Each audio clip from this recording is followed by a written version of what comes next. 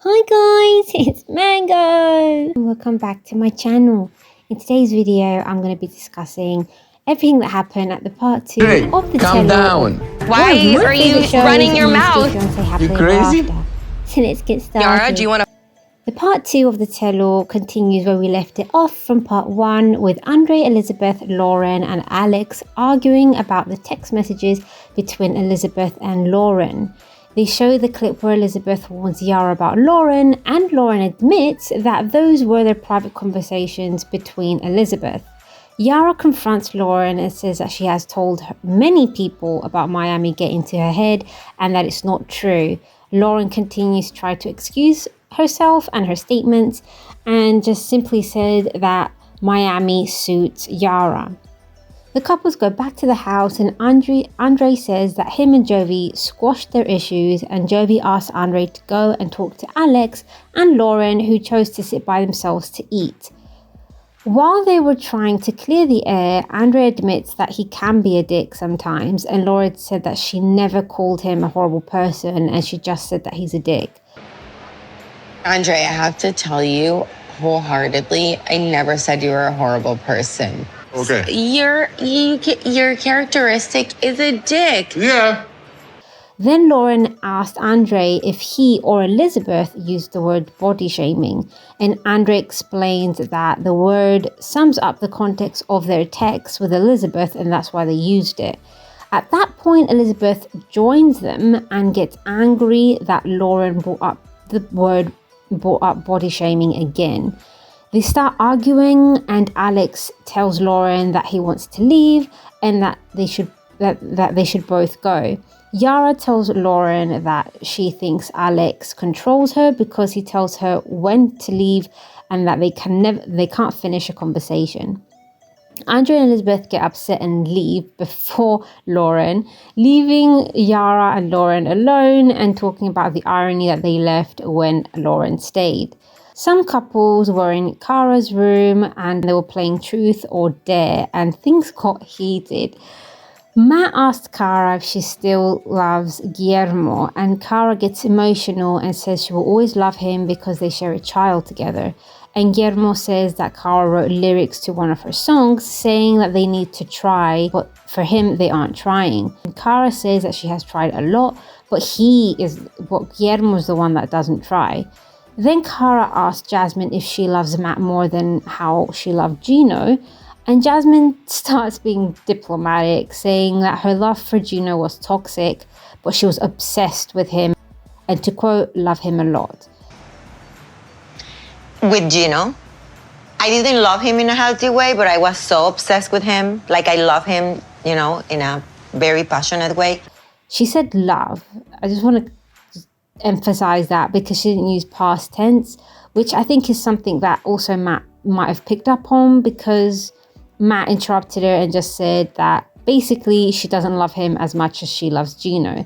And Jasmine just continued trying to defend her statement, to defend herself by saying that she does love Matt and that he's great in the bedroom, but Matt is visibly very hurt. No, she doesn't love me as much as him. I was like, I think it was a yes or no. I don't want to be that person again, but I do love him. The next day, the couples head back to the studio for the tell-all, starting off with Kara and Guillermo.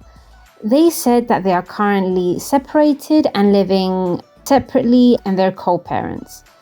Sean asks Kara why she kept the house and wants to take Guillermo off the deed.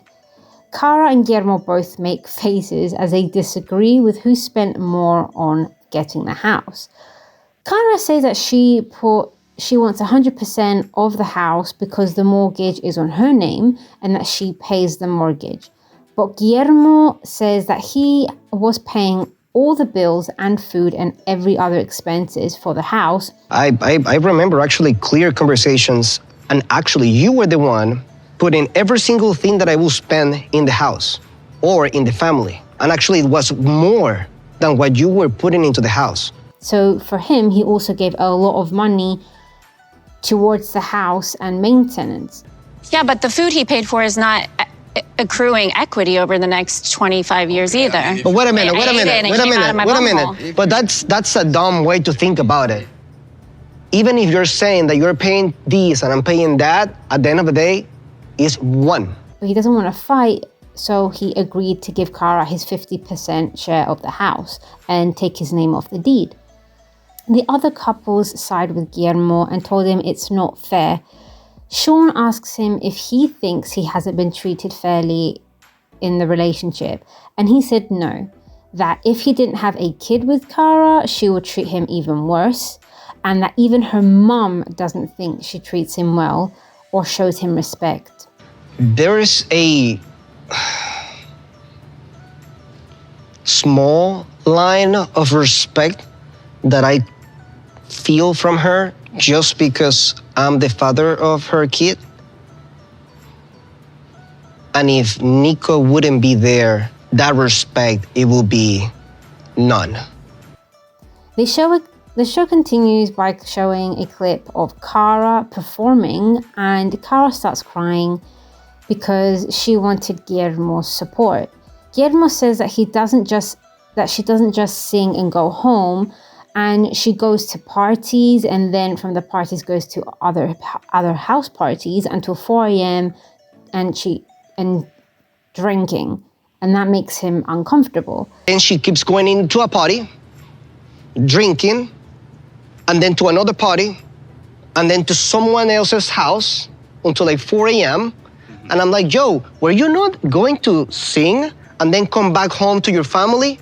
Guillermo goes on to say that he doesn't like it when Kara drinks because she becomes a different person and that she knows it. The conversation goes on to Kara and her DJ friend, where Guillermo says that he's uncomfortable because Kara and her DJ slept together once, and that he was also flirting with Kara even after she got married. Kara confirmed that her and her friend did sleep together once years ago, and she proceeded to openly admit that if she told him to hook up, that he would agree without any hesitation. I don't want to touch him with a 20-foot pole. So, like, I know where I stand with him, and it takes two to tango. Like, I don't give a what advances he's trying to make. But then I will come with my insecurities, and I will be like, hey, yo, that makes me feel uncomfortable. The couples take Guillermo's side again, saying that it's not right, that they would all feel uncomfortable, and that was also an issue in their relationship. Sean asked if they're going to file for a divorce, and they both agree. They both said that they don't know if they're going to file for a divorce. The tale finishes with Julia and Brandon, who reveal that they're pregnant to all the cast, and that explain that the reason that they didn't tell anyone, not even their parents, is because Julia had gone through miscarriages and she has a high-risk pregnancy. So that's why she preferred not to tell anyone, so that she doesn't have all this happiness and then been taken away. Julia decides to call her parents live on the show and reveal to them that she is pregnant, and their reaction is beautiful. They are so surprised and excited, where they couldn't even believe that Julia is actually pregnant, and hid it from them. And they were very excited that they're going to become grandparents, and they couldn't believe that Julia is 6 months pregnant. Shortly after, Sean calls Brandon's parents, who went live as well on the show, and they leave us on a cliffhanger when Julia and Brandon were about to just tell them that they are pregnant. We are lying. We doesn't tell. What?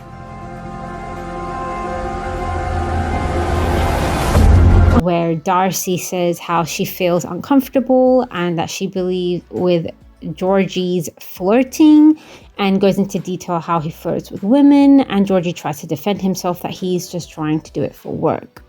We also see Jasmine revealing to Julia that Matt's mother told her that if she isn't willing to marry her son or be in a committed relationship, that she has a good Romanian woman waiting and is available for Matt. This makes Jasmine furious, and they show us a clip where other couples ask Matt about this woman, and he admits that yes, she's available. And when they asked Matt if he will think about being in another relationship, he actually said yes if Jasmine isn't ready to commit or give more to the relationship. Thank you so much for watching. Comment below what your favorite part of the tale was. Like, share and subscribe, and I'll see you on the next one.